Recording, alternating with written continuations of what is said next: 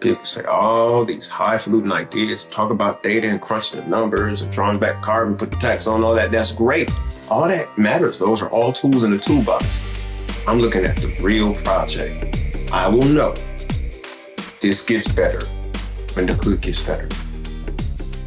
Period. My name is Linda Lorelle, and I'm asking you to have the courage to listen with an open mind to all of our voices, because our voices matter. Hey everybody, it's Linda Lorelle, and this is our Voices Matter podcast. I'm thrilled to let you know that Civil Dialogues is picking up steam and moving right along the track. We've got so many exciting events coming up. We just finished one today. We did our first ever Energy Civil Dialogues Town Hall. We were so honored to be a part of Houston's first ever Energy and Climate Week. One of the panelists today is my guest now on the podcast. His name is Theo E.J. Wilson. Theo is a community activist. He's a poet, a journalist, an actor. He's the host of I Was There on the History Channel, and his TED Talk has been viewed more than 18 million times. That TED Talk is about race in America. Theo has a lot to say about that and so many other topics. He's a bit of a provocateur, and I love that about him because he speaks his mind, he speaks the truth, but at the core of everything that he says and does is what is at the core of this podcast, which is reminding us of our common humanity. That was a theme in today's conversation at the Energy and Climate Week panel, and it most definitely is a theme in this conversation that you are about to hear. Please enjoy. Theo, you and I have become new friends just recently, just a couple hours ago, got off stage doing Houston Energy and Climate Week. We did a panel discussion. So tell our audience a little bit about who you are and what you do. I'm an arts activist, really. I try to use art in a way that empowers and inspires folks to look at the truth. And the origin story for this branch of my life begins in slam poetry. I was a national champion and I wrote a lot of great words, but I realized that words were not enough. When the same summer I won the National Poetry Slam, my friend Alonzo Ashley got killed at the hands of police. And that was the summer before Black Lives Matter really kicked off. And I was very deeply involved and emotionally connected because I too I'm a police brutality survivor. My friend unfortunately did not survive. But with all that activism, I saw that the biggest debates were online. Started an online platform just talking about how I saw the world. And began to go viral there and attracted the attention of hate mongers and people who were stuck in an echo chamber, seeing the world from a very polarized view. This was back in 2015. And so I began an experiment that had me going undercover in what was called the alt-right movement at that time. For 8 months, digitally online, because I couldn't do that in person. And I began to understand the world from their perspective, did a TED Talk about it that went viral, and the rest, as they say, is history. But okay. So you go undercover as a white supremacist online to try and understand what that point of view is. What surprised you about that experience? I mean, I'm sure there's certain things and assumptions that you had going into it. Oh, yeah. But what surprised you? Well, here's the thing. They had real concerns, but they were being roped in by a false narrative, a dangerous narrative. And these angry young white men could see that they weren't going to have what their fathers had, that the resources of America and the demographics of America were shifting away from them being favored to being empowered. But the problem was they were being roped into blaming Black folks, people of color, Muslims, queer folks, when the fact is that it's, in fact, those who are the top 1%, the wealthy, the crony capitalists who have been shifting power away from the working class for the last 40, 50 years. But our polarized news environment has been drip feeding talking points to them that have been akin to white supremacy for a long time. And that being their main understanding and lens of the world, they were re-radicalized or radicalized for the first time into hate.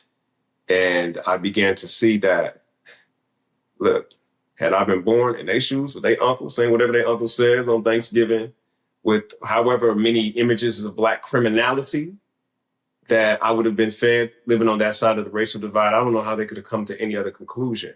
I do not sympathize with where they landed. But I get out and got there. I tried to open up a national dialogue to really unpack how we got so polarized. And I got to say that I was unsuccessful at that. What did you do? How did you try to open this national dialogue?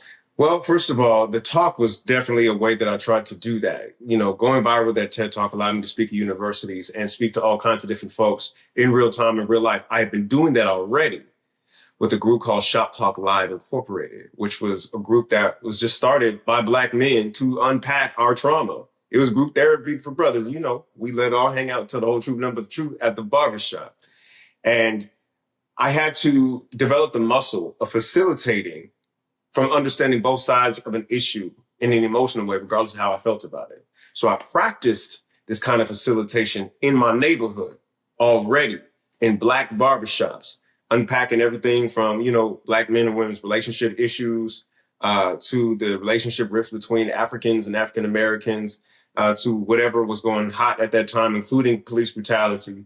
And we even had somebody with a Confederate flag on their hat come and sit directly with us and talk to us about the things that they were perceiving in the world. And this was before even the TED Talk went viral. So how did you facilitate those conversations? So, you know, the panel that we just did was a civil dialogues panel, part of the initiative that I've been telling all of you about. So what tactics did you use to facilitate those kinds of conversations? Opposition research. I had to see how people who disagree with me were disagreeing with me honestly. What was the narrative in which they were the hero? What data were they gathering to assemble their paradigm? And from that, create counter arguments to my own perspective that would be compelling, probably even in a better and more articulate way than the opposition could say. This was with every topic that I researched for Shop Talk Live in the neighborhood, you know, that I was just doing this. So I developed that muscle there. And going undercover online in the alt-right was kind of like me applying that in a really grand perspective in a very long experiment. It lasted about 8 months. But regardless, I want to see why people could be perceiving an opposite worldview from mine and how they're doing that honestly so that I can understand it. Understanding where they're coming from. Where they're coming from. That don't mean agreeing with where they landed. Right. Two different things. Two different things. Right. But at least to get a grasp of how to have that conversation, you have to have a steel man argument.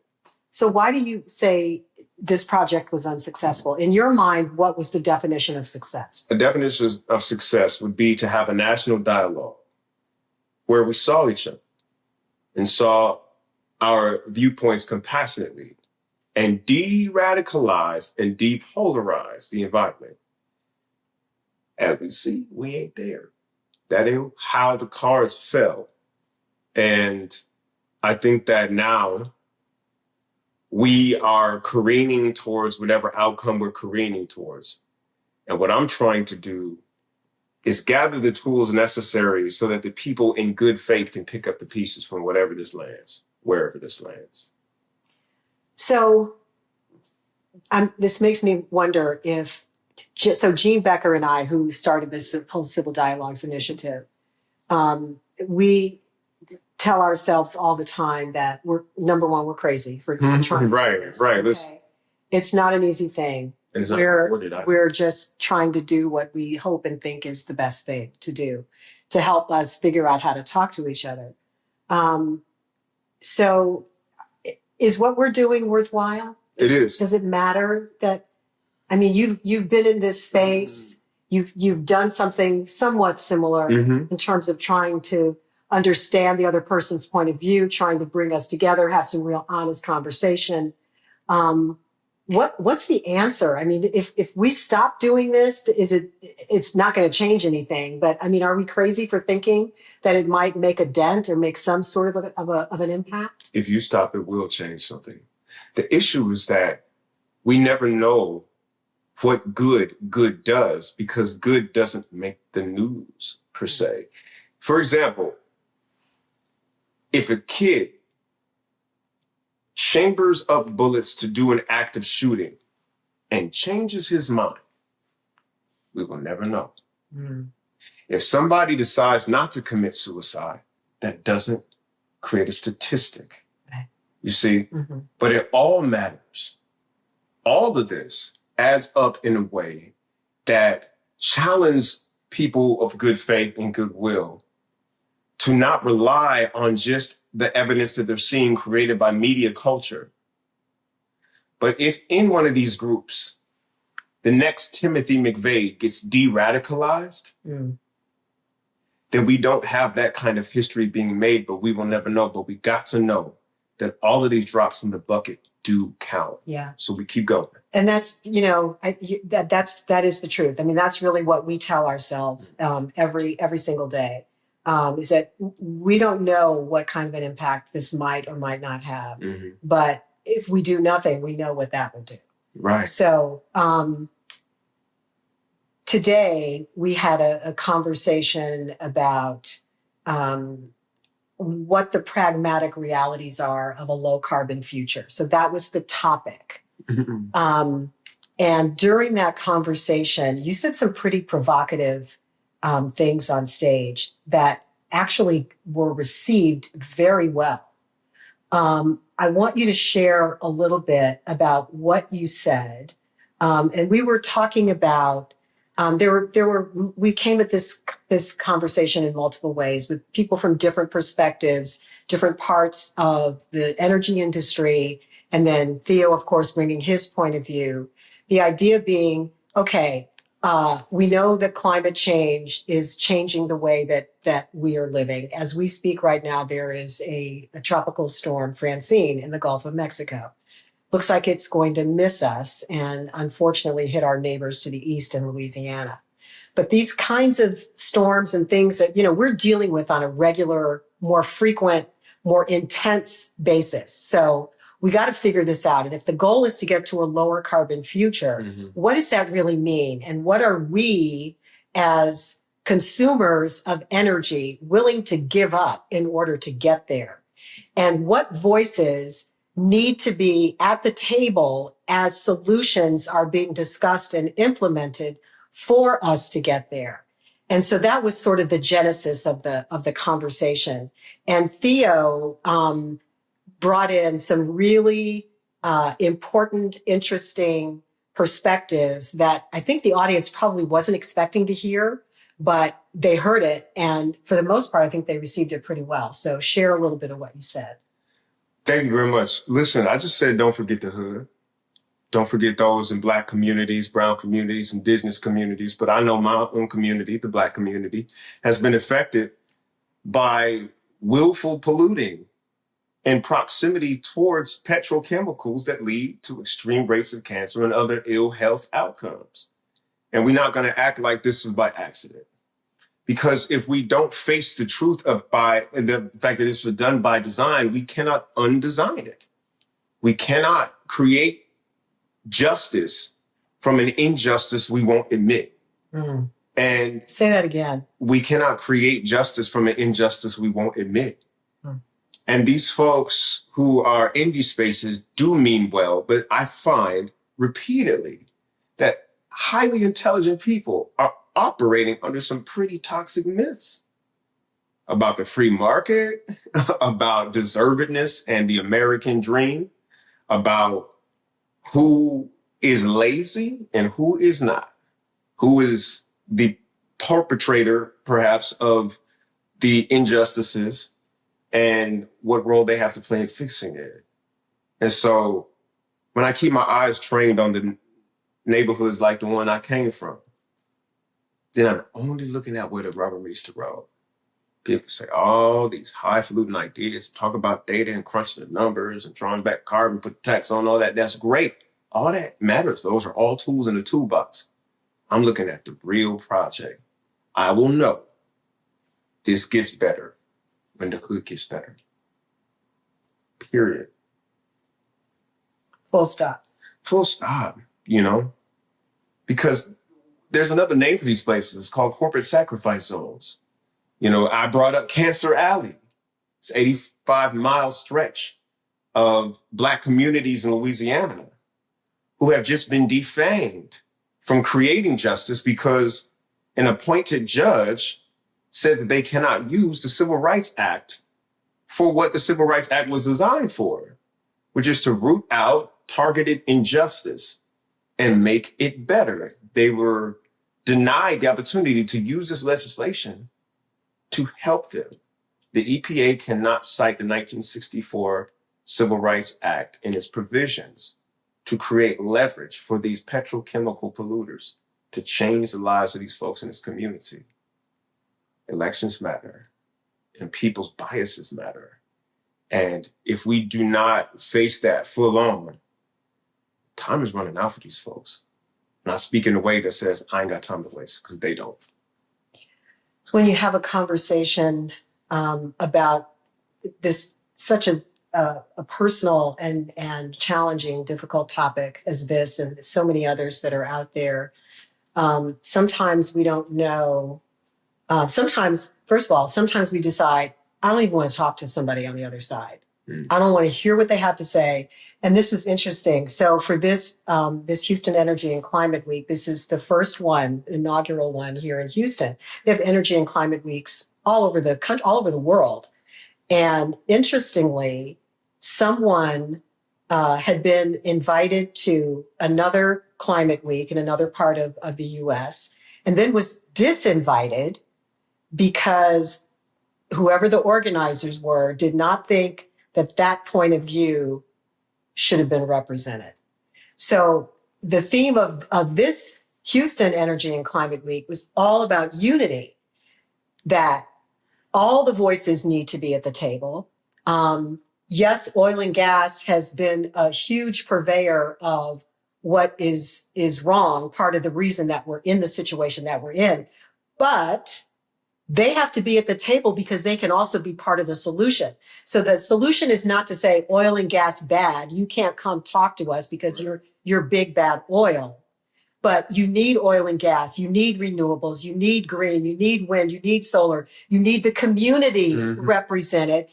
You need all of the voices at the table. And so if you start from a place where it's like, I don't even want to talk to you, how do you get to solving the problem? You can't. Right. You can't. No matter what the problem is. Yeah, you know, people at oil and gas, surprising, they breathe oxygen as well. They own this planet as well. And there's people who understand the crisis, who also have bills to pay, who work at this job, wherever it is in oil and gas, that want to help. They understand that. And so families. They got families, they got grandkids, right? So they want to see some blue whales too, right? So a friend of mine, Bill Shireman, he's the one who really got me into this space. EarthX, yep. Bill Shireman, shout out to Trauma Pro, shout out to all those good folks at EarthX TV. And they really got me into the mindset of seeing that there's the systems and then there's the people in them. Talk to the people, talk to the human beings inside the machine, and affirm their humanity before you start talking about the bad that the machine is doing. And that somehow brings forth a better side of themselves, you know? And one of the things I said in my talk was, don't personalize it. If there's bad being done, that may not be your intention, or it might have been done by somebody other than you. Depersonalize it and just look at the fallout. We are all here to fix it together, and we need all hands on deck. And that means the hands that may have been disinvited from the other one. So, and we welcome those hands here because many hands make light work. Yeah. I loved it when you said that, to depersonalize it, because how often do we hear especially in the conversation about race. Mm-hmm. I wasn't here. I had nothing to do with that. Right. Those were my ancestors or whatever. Why am I having to pay the price for that?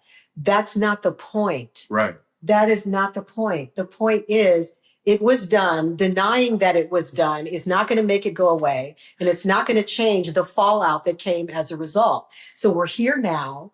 How do we fix it? Mm-hmm. Now, there was a student who raised his hand at one of my speeches at a university. And he said, so why should I have to pay for the crimes of old dead white guys? Oh, I would love to have been in the room. And my answer was, why should I? Mm. I'm paying for the crimes of slave masters right now.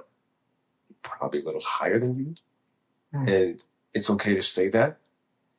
I tell folks, look, if you didn't whip, enslave, genocide any brown, black, or indigenous folks, then we're going to keep it that way. But what I want you to understand is that the reason why it may feel personal is because whether you know it or not, you are now essentially a stakeholder in this ideology. You didn't found the company. You didn't build it, from the scraps up like they did in the 1816, 1700s. But you're now a stakeholder in this. And we're saying depersonalize it.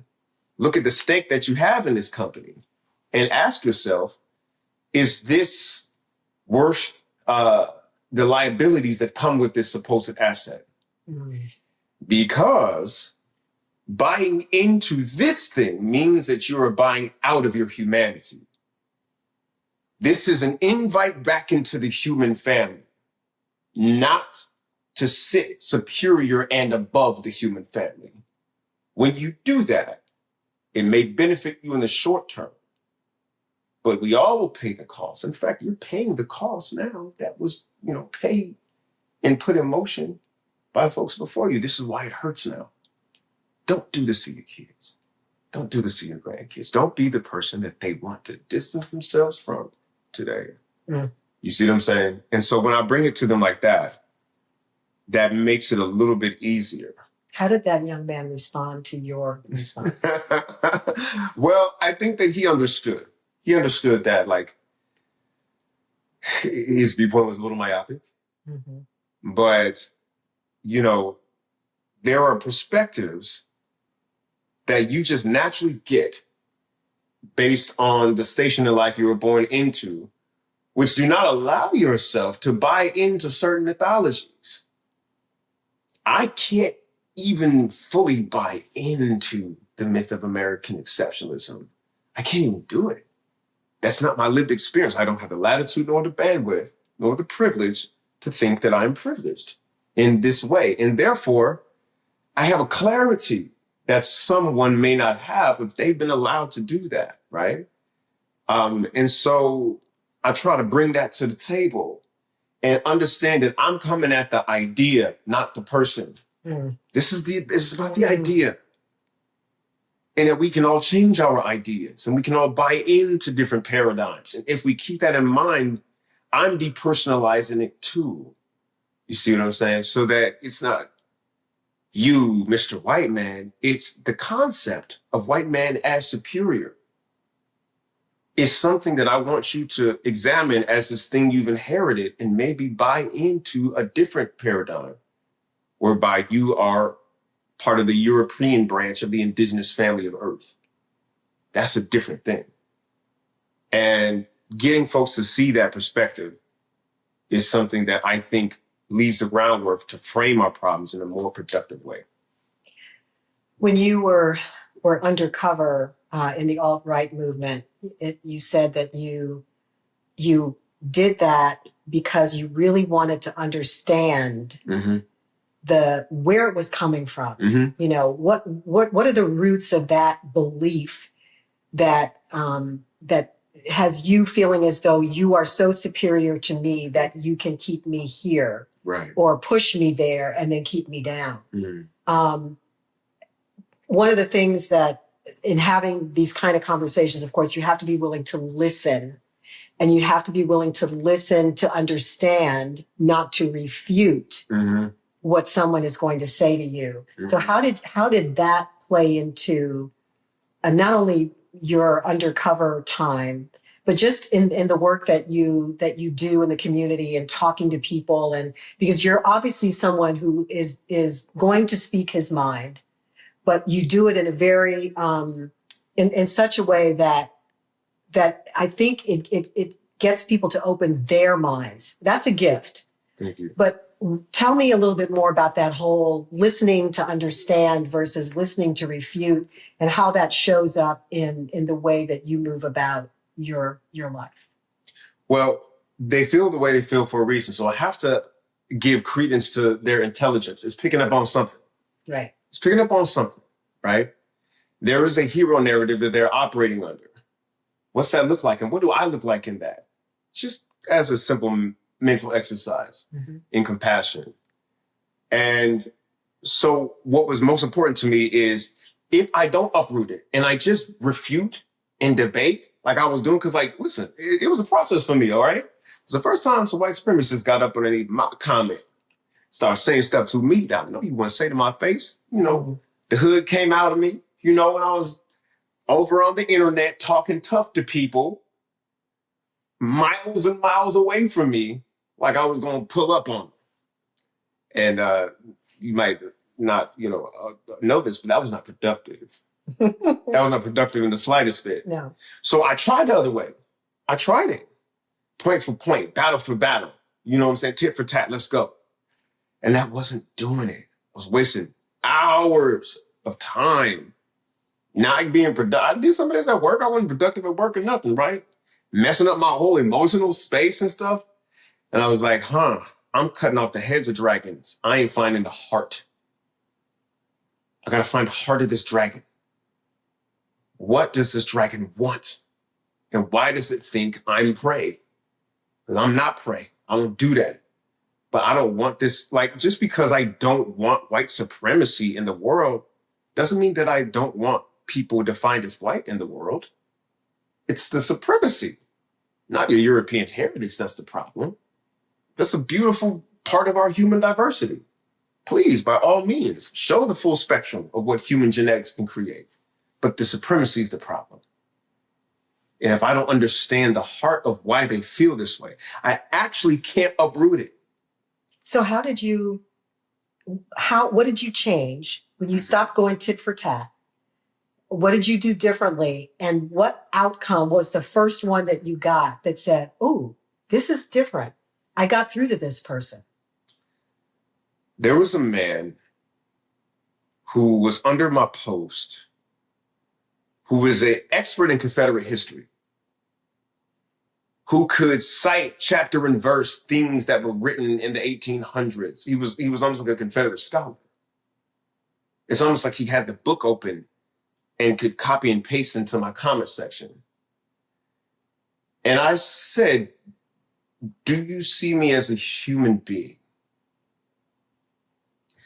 And if you do, why are you ascribing to the righteousness of a cause that didn't see me as a human in the first place?" And with all the answers he was able to generate, he couldn't come up with that one. Wow. And so I realized that there's the head programming and then there's the heart.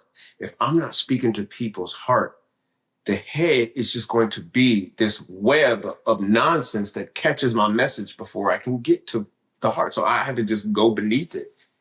And then we can address the head from there. We can address the mind from there. We can address the programmings from there.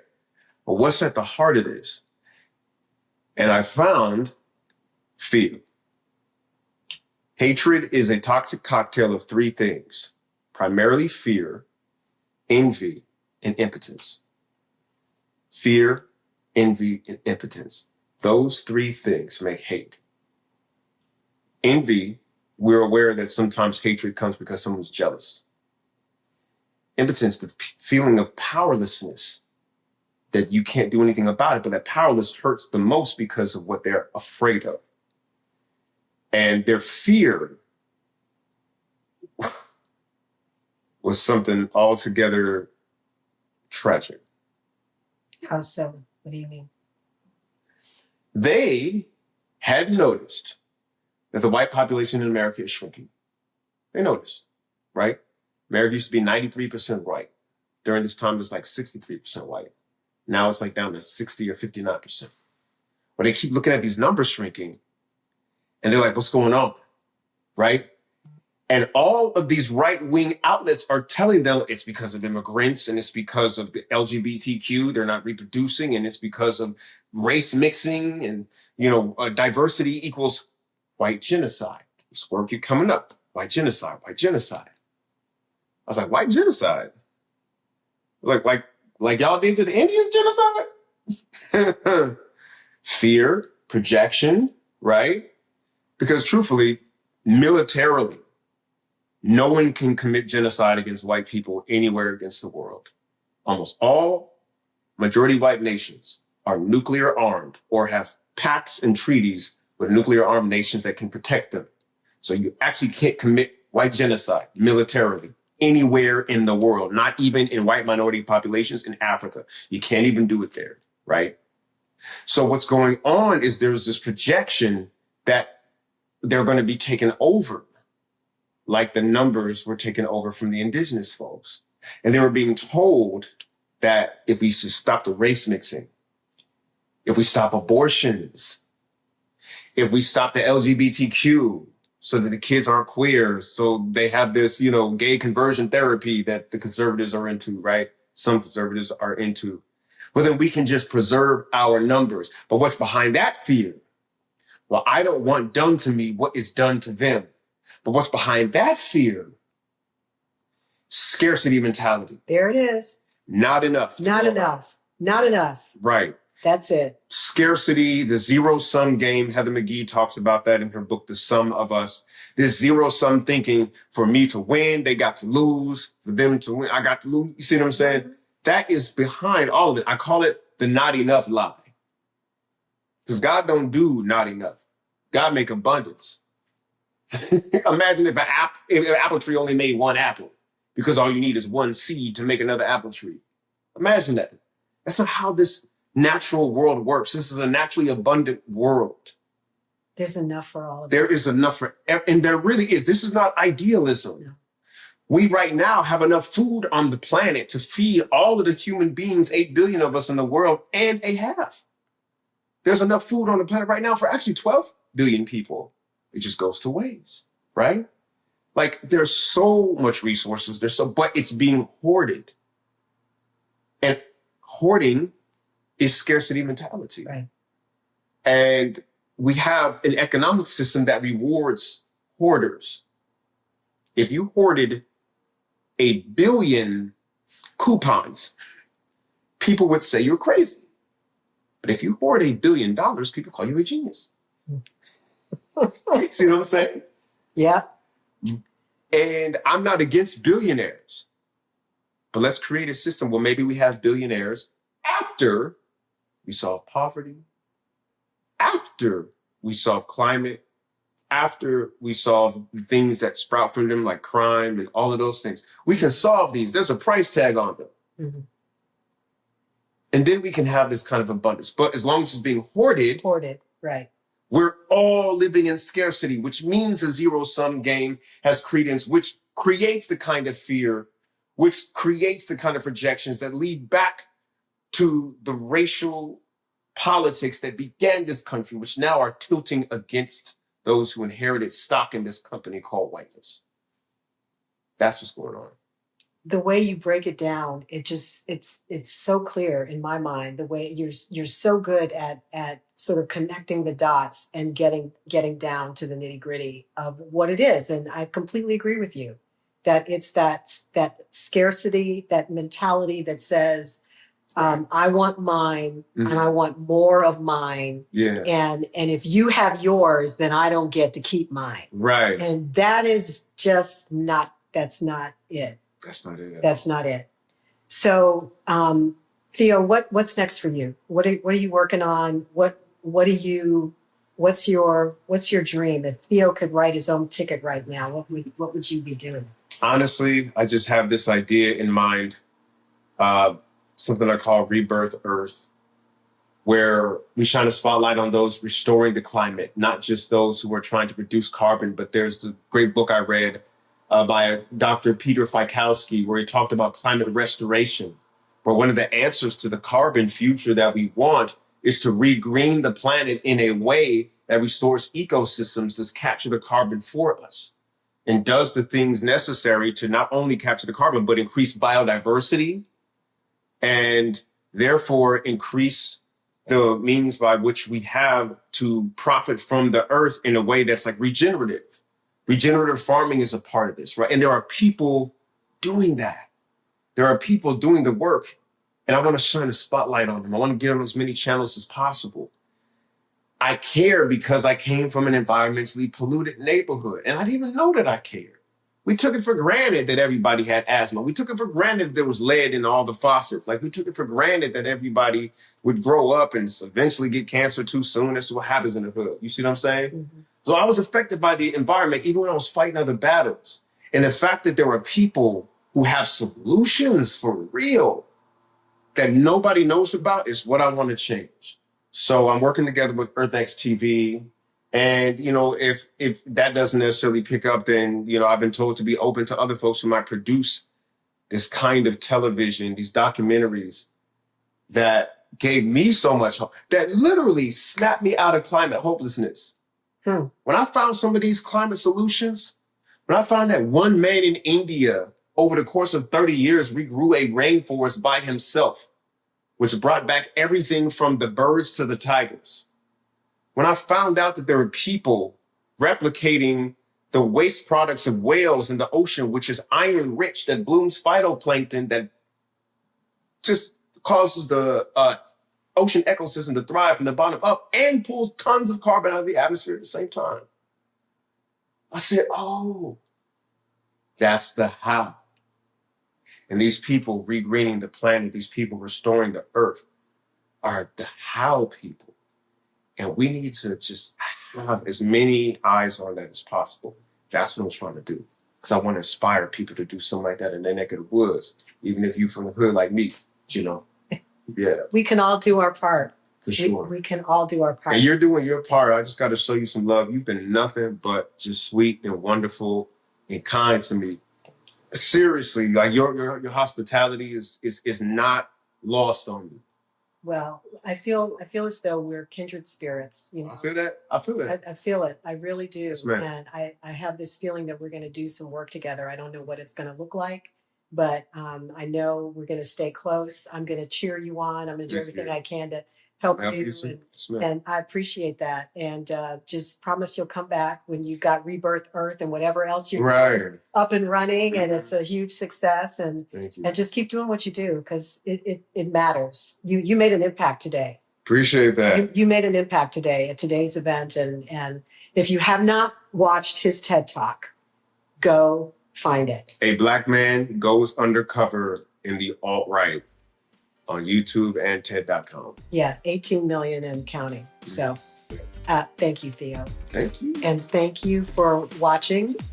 We'll be sure and keep you updated on everything that Theo is doing. You can find the links, of course, in the show notes.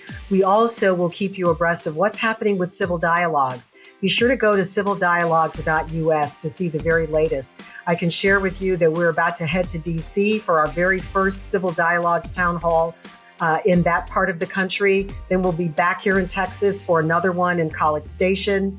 I can let you know that right after the election, sometime within the week or two after the election, we're going to be hosting a virtual Civil Dialogues town hall to bring Americans together to talk about whatever it is we need to talk about in the immediate aftermath of what we know will be a very contentious election. We've got to find a way, people, to keep talking to each other. And we're going to continue doing what we do at Civil Dialogues and here at Our Voices Matter until it's no longer needed. That's my vow, that's my promise, and that's what we're going to do. So I hope you will continue to stay with us on this journey and continue to follow everything that we do. Until then, take care, be safe, be well. And don't forget to vote.